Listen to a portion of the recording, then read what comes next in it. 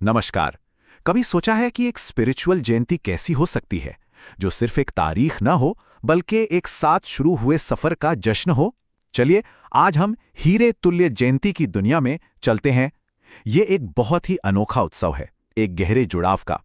पता है, इसकी शुरुआत किसी सख्त उपदेश से नहीं होती। नहीं, इसकी शुरुआत होती है एक बहुत ही गर्मजोशी भरे दिल से निकले संवाद से। जरा माहौल को इमेजिन कीजिए, किसी लेक्चर हॉल का नहीं, बल्कि एक खुशहाल पारिवारिक उत्सव जैसा। आध्यात्मिक गुरु और उनके फॉलोअर्स के बीच ये जो प्यार भरा अभिवादन है ना, ये शुरू से ही टोन सेट कर देता है कि ये सेलिब्रेशन जुड़ाव और एक साथ खुशियां मनाने के बारे में है।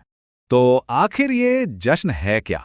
इसे नाम दिया गया है हीरे तुल्य जयंती, यानी डायमंड जैसी जूबिली। नाम से ही मानो एक फीलिंग आती है कि ये किसी बहुत कीमती और हमेशा रहने वाली चीज की बात हो रही है। इस जयंती को जो चीज़ बिल्कुल अलग बनाती है वो है इसका कोर आइडिया। देखिए, आम जयंतियों से अलग ये एक साझी शुरुआत का जश्न है। मतलब परमात्मा और उनके बच्चों यानी फॉलोअर्स का एक साथ आध्यात्मिक जन्म। सोच कर देखिए, ये किसी एक की उपलब्धि नहीं है, बल्कि उस पल का उत्सव है जब उनकी आध्यात्मिक यात्राएं एक दूसरे से जुड़ गईं।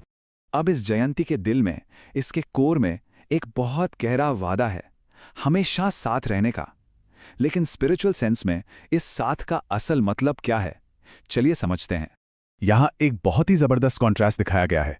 जब कोई स्पिरिचुअली अकेला होता है ना, तो वो माया के सामने कमजोर पड़ जाता है। माया यानी वो सारे भ्रम और बाधाएं जो एक घने कोहरे की तरह हमें घेर लेती हैं। लेकिन जब साथ होते हैं तो एक सुरक्षा कवच मिल जाता है, बिल्कुल एक लाइट हाउस की तरह, जो रास्ता भी दिखाता है और सेफ भी रखता है। लेकिन ये वादा सिर्फ सेफ्टी के लिए नहीं है, ये उससे कहीं आगे की बात है। ये एक साथ आगे बढ़ने का संकल्प है। जैसा कि इस लाइन में कहा गया है, साथ रहेंगे, साथ उड़ेंगे। मैसेज बिल्कुल क्लियर है।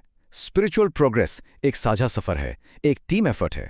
पर साथ रहने के इस रास्ते में एक बहुत बड़ी रुकावट है, एक ऐसी चीज जिससे शायद हम सभी कभी ना कभी स्ट्रगल करते हैं, अहंकार यानी ईगो। अब अहंकार की बलि जैसी गहरी बात को कोई समझाए तो कैसे?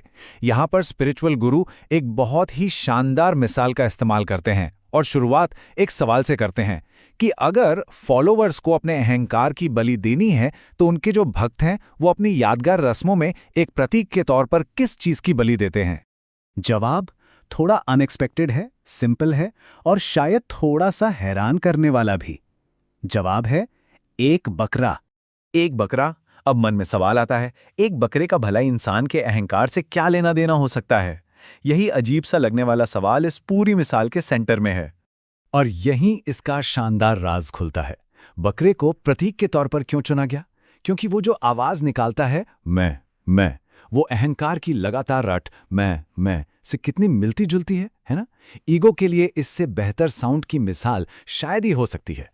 तो देखिए, यहां पर फॉलोअर्स की व्यवहारिक आध्यात्मिकता और भक्तों के स्मारक रस्मों के बीच एक साफ लकीर खींची जा रही है। एक तरफ जिंदगी भर पवित्रता का व्रत है और अहंकार का असली समर्पण, और दूसरी तरफ उसी चीज को दर्शाने के लिए एक दिन का उपवास और बकरे की प्रतीकात्मक बलि है। तो अहंकार को छोड़ने की बात तो हो गई, इसके बाद इस खास जन्मदिन पर फॉलोअर्स से कौन सा उपहार लाने को कहा जाता है? ये गिफ्ट कोई भौतिक चीज नहीं है, ये कुछ भीतरी है जिससे हम सब संघर्ष करते हैं, यानी अनुत्पादक और नेगेटिव सोच को छोड़ देना। इसे व्यर्थ संकल्प को त्यागने का उपहार कहा गया है। एक तरह से वो मेंटल क्लटर जो हमारी सारी एनर्जी खत्म कर देता है। और इस त्याग की प्रक्रिया को 3 प्रैक्टिकल स्टेप्स में बांटा गया है। पहला, इन व्यर्थ संकल्पों को छोड़ने का एक पक्का फैसला करें। दूसरा, उन्हें पूरी तरह से बिना कुछ बचाए सौंप दें। और आखिर में, जो शायद सबसे मुश्किल हिस्सा है, जांच करते रहें कि कहीं अनजाने में उन्हें एक पुरानी बुरी आदत की तरह वापस तो नहीं ले लिया। इस रास्ते पर चलकर अब लक्ष्य और भी ऊंचा हो जाता है। फॉलोअर्स को सिर्फ सुधार के लिए नहीं, बल्कि सर्वोच्च आध्यात्मिक प्राप्ति के लिए लक्ष्य रखने को प्रोत्साहित किया जाता है।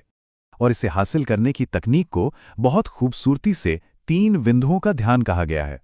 पहला बिंदु, खुद को एक आत्मा यानी प्रकाश का एक बिंदु समझो। दूसरा बिंदु, परमात्मा जो कि सर्वोच्च बिंदु हैं, उन्हें याद करो। और तीसरा बिंदु, अपने अतीत पर एक पूर्ण विराम यानी एक बिंदु लगा दो। तो आखिरी लक्ष्य सिर्फ एक अच्छा इंसान बनना नहीं है, यह सच्ची महारत हासिल करने का आह्वान है।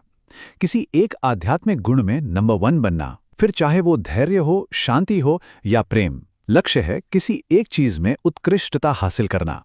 और ये पूरा प्रवचन इस उत्थानकारी आशीर्वाद के साथ समाप्त होता है, उड़ती कला भव, यानी उड़ने वाली अवस्था में रहने वाले बनो।